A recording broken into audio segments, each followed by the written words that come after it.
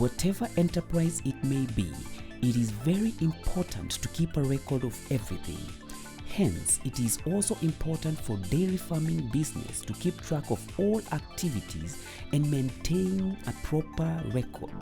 The dairy farmer should make sure that day-to-day activities related to the business are being promptly recorded. Efficient record-keeping practice can make them accountable in every aspect of their business, resulting into more sustainable growth in the future years with desirable returns. It is important. Record keeping is key, and every serious farmer should have records in his or her farm. In Itiri farm, we make records every day. We make records of milk that you have produced. We make a record of the concentrates and the fond that you have fed on our cows. We balance all these things to see whether we are making any returns. And after every milking, we must get the milk produced per cow and every time. For example, in our farm, we milk 3 times, 5 a.m. in the morning, 1 p.m. in the afternoon, and 8 p.m. at night. And we always take record of the milk every cow has produced. So we must take note of every production per cow per day. And this enables us to see what we are selling, whether we are making returns against every expenditure that we are incurring in the farm, including even our staff in the farm. It's also an expenditure, including even the electricity bills. It's an expenditure. So we must account all these expenditures that we are incurring and see whether we are making any returns. So in short, I'm trying to say that any genuine farmer should make sure you do records in your farm. Different farms have different milking frequencies. Some do it 3 times a day and some twice, depending on the production of your dairy herd. Where there is plenty of evidence to prove that cows milk more frequently than twice daily, produce higher yields and have a generally lower incidences of mastitis, for many producers, the extra work requirement and increased cost associated with labor, electricity and machinery use will make the 3 times per day system much less desirable.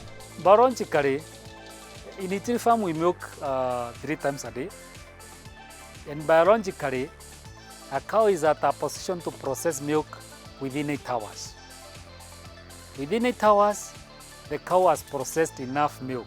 So we must remove that milk from the hander for it to process some more.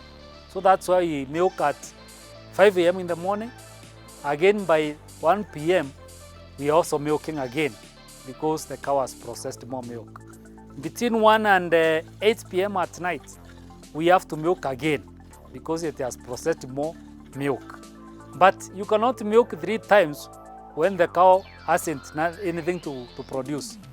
So you must ensure that your cow has enough milk, you have fed it properly, you can harvest enough milk that will be able to enable you to milk 3 times a day.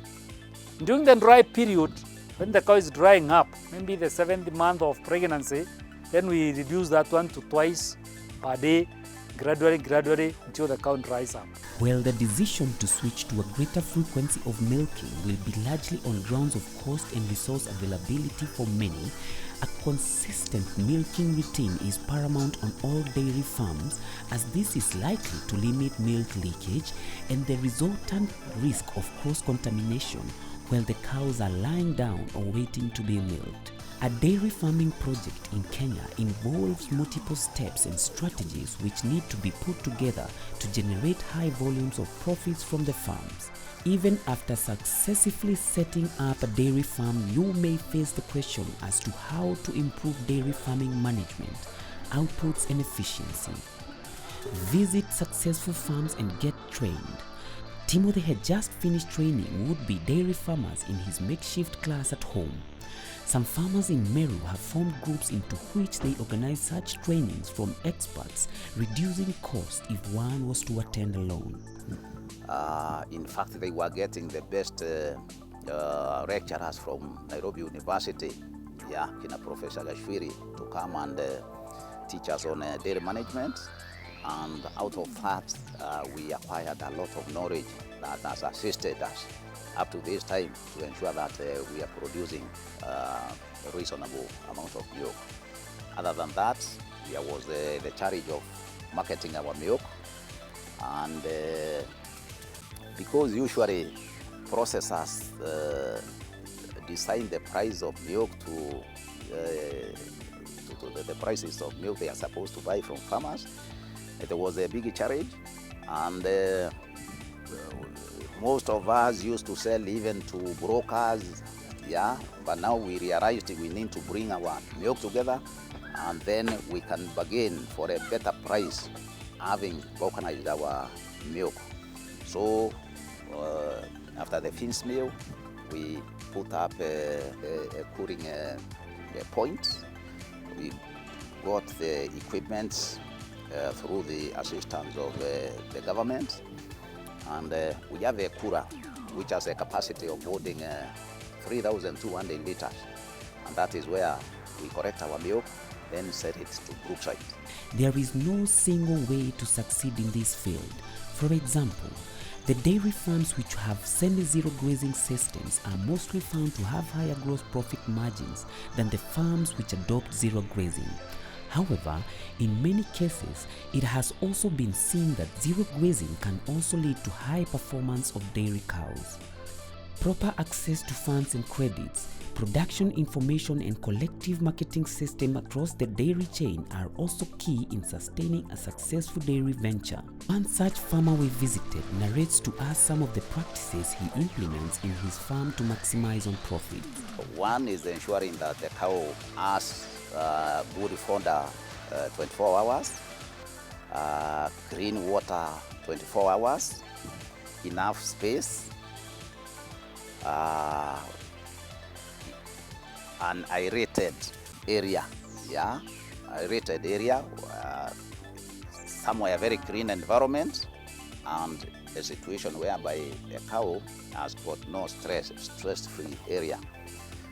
So basically, those are the critical things that we need to look into.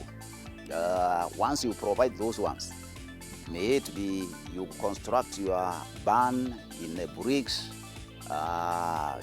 whether it's a mud barn or whatever, but those are the basic things that you need to observe. So knowing exactly that, as you can see, the way we've constructed our barns is that we've used iron sheets. The troughs, we are using plastic drums that are cut into two. All these minimizes the costs of the capital that you inject, because the more capital that you put in, it's going to take a long time to recover. So it's a way of doing this by cutting costs so that you can realize the profits the earliest possible. Also, by knowing exactly the requirements of a dairy cow, a high producer, we ensure that we have produced much of fodder that has crude protein from our farms instead of using the factory feeds. The dairy processing industry of Kenya is a varied sector with a large number of small-scale, medium-scale as well as large-scale milk producers and processors operating in it. Although the dairy sector of Kenya is a high-growth and high-potential sector, there are a myriad of economic, industrial and technical constraints to successful dairy production, dairy processing and dairy marketing in the country. These constraints should be adequately considered when you're planning the dairy farming project so that you can design your project in an equipped manner to negate the challenges. Some of these challenges include: there are issues of, when we were starting, there were issues of good genetics. There were issues on feeds, and in feeds we talk about fodder and concentrates. Then there were issues about management. We required capacity building, and of course marketing of our milk. So with those challenges, we realized that we need to come together, several farmers, in order to share ideas and know how to approach different situations.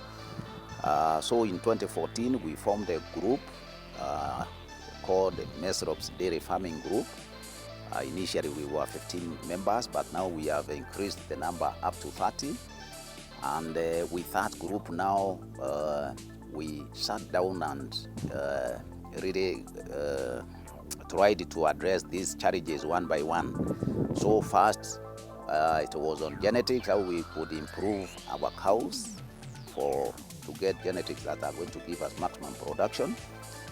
We called various companies that deal with AI services. They came and trained us. They taught us about the best semen to use. We bought a can for our group, and then we started sourcing for good semen from these companies. Of course, those are not all the requirements that one needs to become a successful dairy farmer. Keep with KTN Farmers TV as we endeavor to teach you more about this venture.